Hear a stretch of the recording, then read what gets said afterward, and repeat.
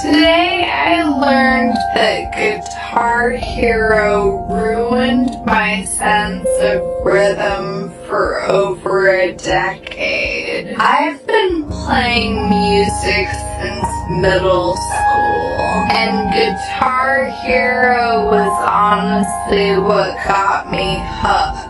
I spent hours on it, mastered Rock Band, sang on Expert, and felt unstoppable.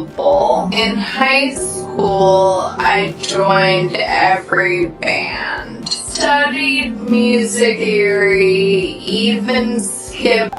Today I learned that Guitar Hero ruined my sense of rhythm for over a decade. I've been playing music since middle school.